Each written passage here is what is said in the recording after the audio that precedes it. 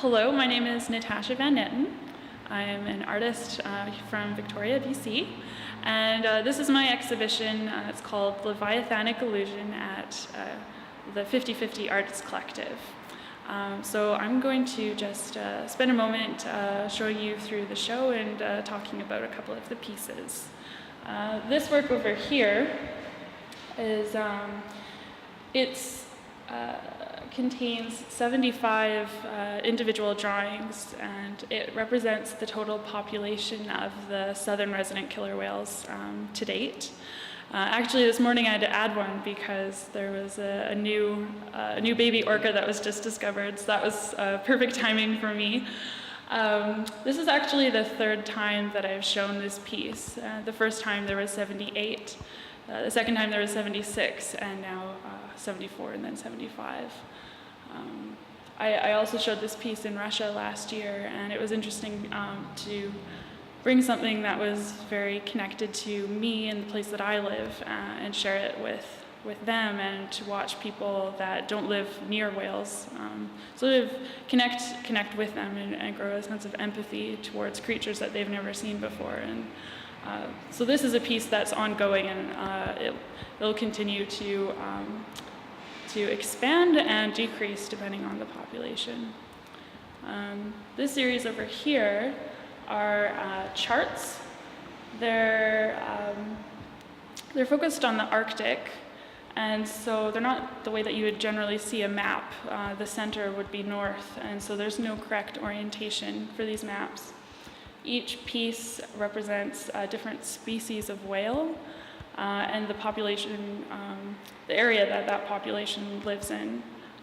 So it's interesting because it's very specific, but at the same time it's dealing with abstraction, because the white space can be land, or it could be just an area of non-inhabitation. It could be ice and so on.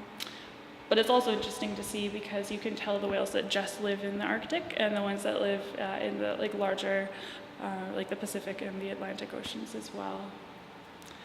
I have a few paintings in the show as well. This one here is of some humpback whales. It's inspired by an activity that they do called bubble net feeding. When whales do bubble net feeding, they each have their own role. And there's one that sings a really high-pitched song. There's one that blows a bubble net in a circle, and then when these two things happen, the herring or the fish come together into a really tight ball, and they come up to the surface, and then all of the whales go below and they come up to feed. So it's a really interesting way of collective feeding and working together.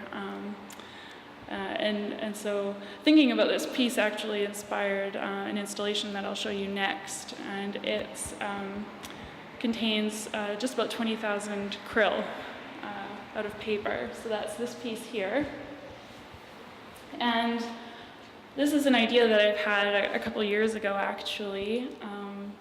And I was thinking about how krill, which are very small, like shrimp-like creatures, how they gather in very vast amounts, and they get into these really tight balls, and that's when the whales feed on them. And so I wanted to create a space where I could sort of go inside and have a small feeling of what that might feel like to be surrounded by these numerous tiny animals that sort of are all shifting together. And yeah, so it's just more of an experiential piece, I guess you would say.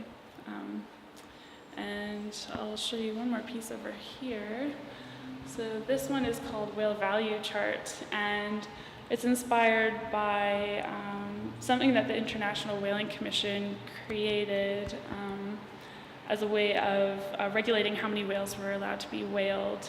And so they gave whales a different amount of value, and they weighted it all against the blue whale. So the blue whale here, and then the other whales, so many would equal that amount, and that was a way that they came up with for regulating whaling.